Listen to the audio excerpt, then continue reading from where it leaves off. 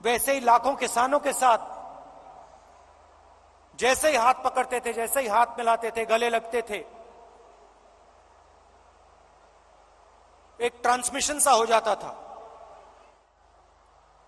क्या करते हो, कितने बच्चे हैं,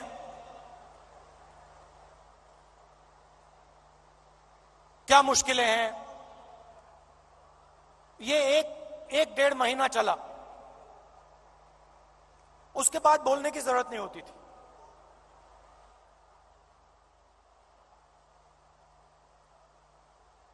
जैसे ही हाथ पकड़ा,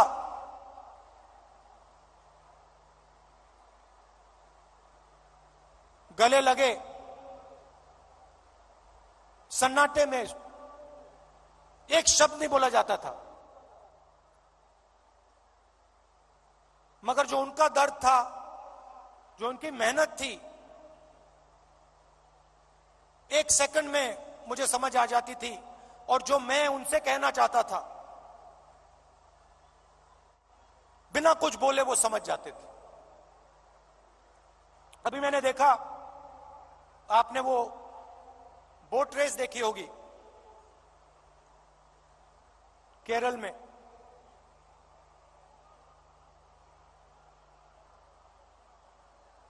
उस समय जब मैं बोट में बैठा था,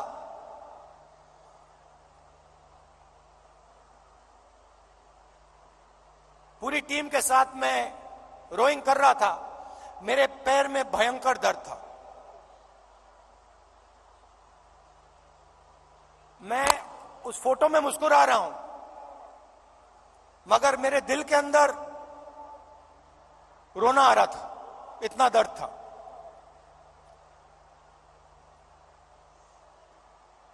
मैंने यात्रा शुरू की, काफी फिट आदमी हूं, 10-12 किलोमीटर ऐसे ही दौड़ लेता हूं। घमंड था, मैंने सोचा था 10-12 किलोमीटर चल लेता हूं तो 20-25 किलोमीटर चलने में क्या बड़ी बात है। मेरी माइंड में यह था। पुरानी इंजरी थी, कॉलेज में चोट लगी थी फुटबॉल खेलते हुए, मुझे याद है। मैं दौड़ रहा था, मेरे दोस्त ने पीछे से अड़ंगी मार दी और घुटने में चोट लगी।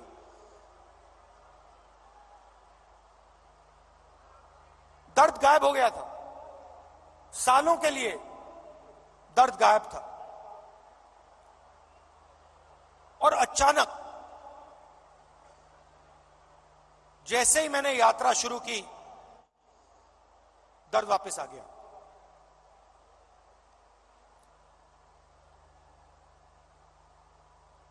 आप मेरे परिवार हो तो मैं कह सकता हूं आपसे, सुबह उठता था, सोचता था कैसे चला जाए, और फिर उसके बाद सोचता था कि भाई 25 किलोमीटर नहीं, 3,500 चलने, केरला की बात है, 3,500 किलोमीटर चलने हैं, कैसे चलूंगा।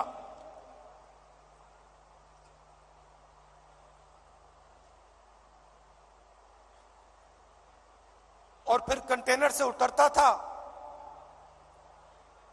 चलना शुरू करता था, लोगों से मिलता।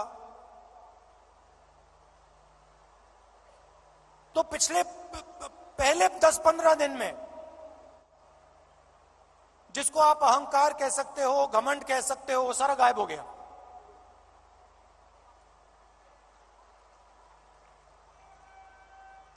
क्यों गायब हुआ?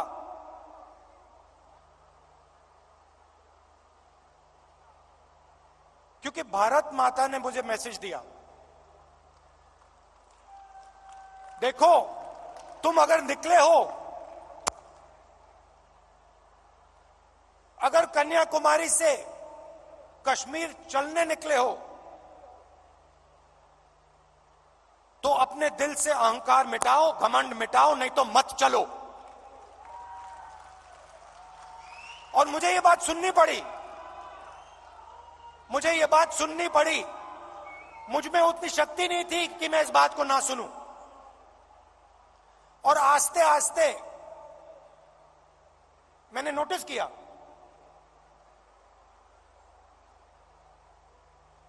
मेरी आवाज चुप होती गई।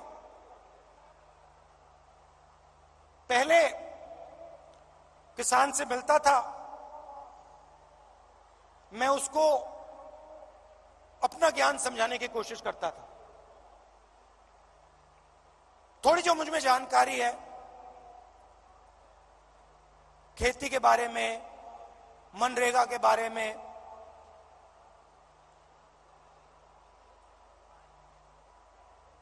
फर्टिलाइजर के बारे में, मैं कहने की कोशिश करता था।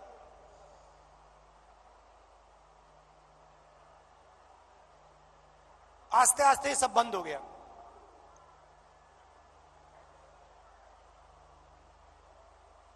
शांति सी आ गई।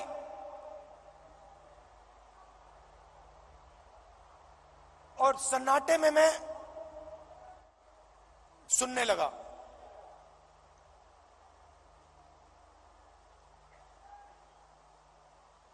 ये आस्ते आस्ते आस्ते आस्ते ये बदलाव आया। और जब मैं जम्मू कश्मीर पहुंचा,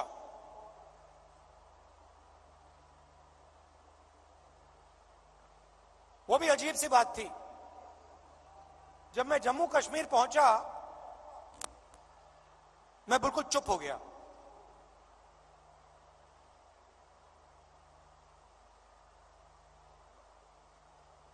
कह लो जैसे मेडिटेशन करता है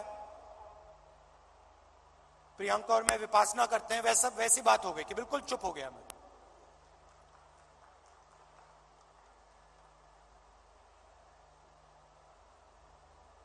मां बैठी हैं,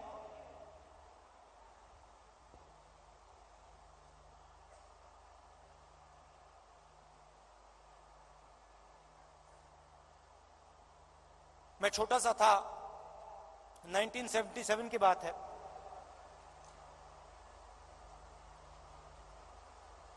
चुनाव आया, मुझे चुनाव के बारे में कुछ मालूम नहीं था। 6 साल का था मैं। एक दिन घर में अजीब सा माहौल था। मैं मां के पास गया, बैठी हुई हैं, इधर नहीं देख रही हैं।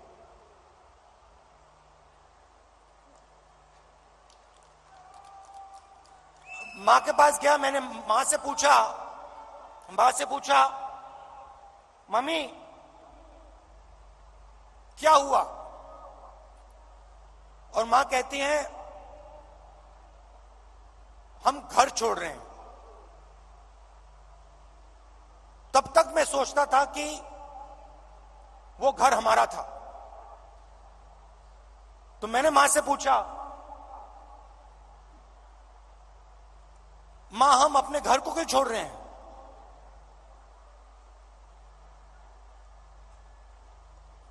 और पहली बार मां ने मुझे बताया कि राहुल ये हमारा घर नहीं है,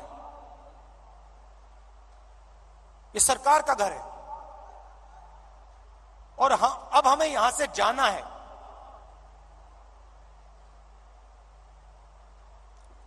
मैंने मां से पूछा, मां कहां जाना है? कहती है नहीं मालूम।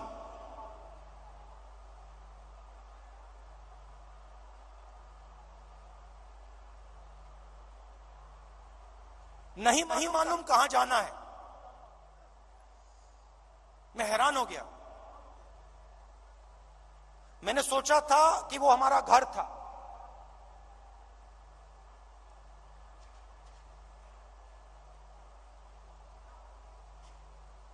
बावन साल हो गए।